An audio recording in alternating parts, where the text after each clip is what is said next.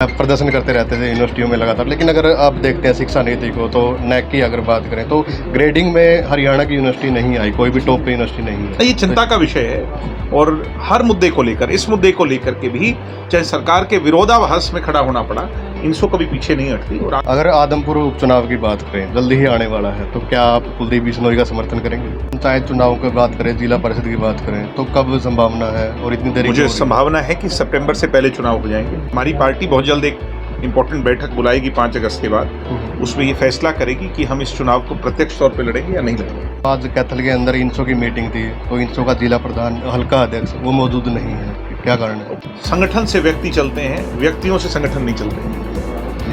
दिग्विजय चौटाला की भी अगर कोई पहचान है तो अपने संगठन की बदौलत है, मेरी बदौलत मेरी पार्टी की पहचान नहीं है। किसान आंदोलन का कितना कुछ असर पार्टी में पड़ा है? मेरे हिसाब से तो कोई खासा असर नहीं। किसान ये बात समझ चुके हैं कि ये कानून कभी लागू हुए ही नहीं, इसका नुकसान किसान को कभी हुआ ही नहीं। दीनबंधु सर छोटूराम ने कहा है कि कलम की ताकत से जो काम हो सकते हैं वो बाहर बैठ के विरोध से नहीं हो सकते। इसलिए जब अवसर मिला है, लोगों ने दिया है, तो हम उनके काम करें, इसीलिए हम सरकार में बने रहे। नमस्कार, मैं आपका दोस्त Mandeep Sharma the head news में आपका स्वागत करता हूं। दोस्तों, आज मेरे साथ इंसो के राष्ट्रीय अध्यक्ष दिग्विजय चौटाला है, तो बातचीत करते हैं। सर, एक तो सबसे पहले जो मांग है कि 76 चुनाव नहीं हो रहे और आपसे बहुत आस थी, आप सत्ता पक्ष में हैं, तो क्यों नहीं हो रहे सर? नहीं, ऐसा नहीं है कि चुनाव नहीं हो रहे। 2 साल तो कोरोना काल रहा, तो चुनाव डायरेक्ट हों और चुनाव प्रत्यक्ष तौर पर यूनिवर्सिटीज़ के अंदर हो तभी संभव है जब यूनिवर्सिटियां खुलें। इस साल यूनिवर्सिटी खुली है, इस साल चुनाव होंगे, निश्चित तौर पर होंगे, और जिस प्रक्रिया के तहत हम चाहते हैं, हरियाणा के स्टूडेंट्स चाहते हैं, वैसे ही होंगे, मुझे ऐसी उम्मीद है। तो लगातार आप पीछे प्रदर्शन करते रहते थे यूनिवर्सिटियों में लगातार, लेकिन अगर आप देखते हैं शिक्षा नीति को तो नैक की अगर बात करें तो ग्रेडिंग में हरियाणा की यूनिवर्सिटी नहीं आई, कोई भी टॉप पे यूनिवर्सिटी नहीं है। ये चिंता का विषय है और हर मुद्दे को लेकर, इस मुद्दे को लेकर के भी चाहे सरकार के विरोधाभास में खड़ा होना पड़ा, इनसो कभी पीछे नहीं हटती और आगे भी अपनी जिम्मेवारी को स्टूडेंट्स के प्रति जो है, इस हरियाणा के प्रति जो है, उसको निभाएंगे। उसके हम कोई कसर नहीं छोड़ेंगे। अगर आदमपुर उपचुनाव की बात करें, जल्दी ही आने वाला है, तो क्या आप कुलदीप बिश्नोई का समर्थन करेंगे? जो हमारे गठबंधन का कैंडिडेट होगा हम उसका समर्थन करेंगे। अभी ये आप कैसे कह सकते हो कि वो कौन होगा?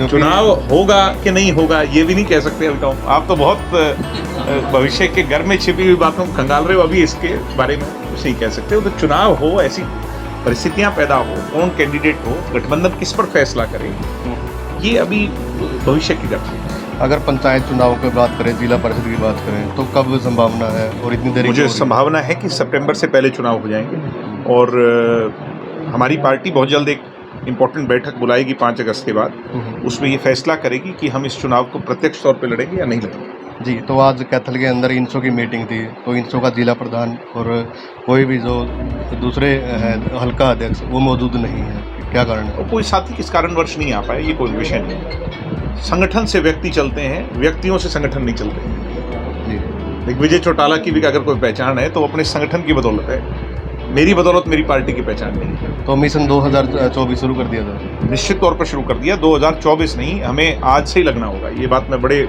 समय से कह रहा हूँ और अब वो सही समय है कि हम इलेक्शन मोड में आज से ही आ जाएं। मैंने कहा कि हमारी पार्टी का कार्यकर्ता, हम अपनी मेहनत की कमाई खाते हैं और नेशनल पार्टीज़ को फ़ायदा कई बार, अनेकों बार ऐसा होता है कि ऊपर की हवा का मिल जाता है, पर हमें मेहनत करनी पड़ेगी और उस मेहनत के लिए हम आज से तैयार हो जाएं, कमर कस।